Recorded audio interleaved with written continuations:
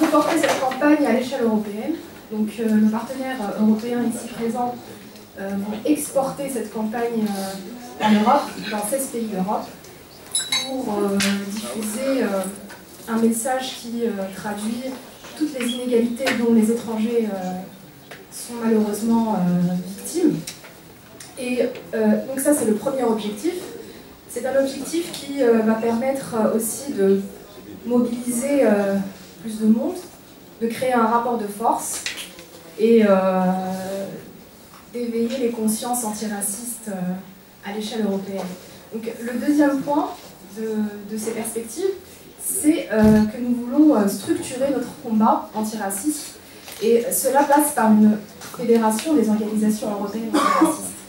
Pourquoi fédérer? Fédérer pour consolider le combat, fédérer pour créer un rapport de force à l'échelle européenne, pour que le Parlement européen puisse entendre nos quatre revendications, mais fédérer aussi pour aller en justice.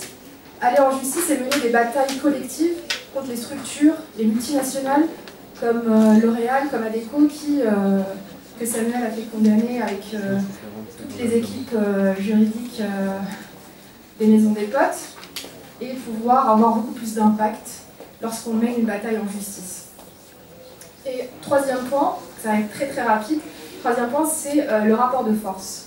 Le rapport de force, c'est que notre objectif, c'est de pouvoir créer un rapport de force, établir un rapport de force avec des leaders qui portent un combat universaliste de l'antiracisme, à l'instar des organisations européennes de la lutte contre le racisme et les discriminations supposées agir, mais dont le combat malheureusement reste très discret, voire stérile.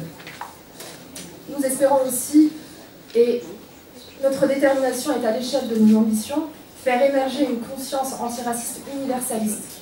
Et j'insiste bien sur le terme universaliste, car comme l'ont rappelé nos intervenants et Samuel tout à l'heure, les mouvements identitaires qui galvanisent les jeunes aujourd'hui conduisent à un repli identitaire, ils conduisent aussi au sectarisme, mais ils sont aussi facteurs de radicalisation qui favorisent malheureusement la montée des partis conservateurs et d'extrême droite.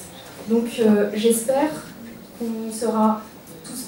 que tous ensemble nous serons unis pour faire de l'égalité une réalité.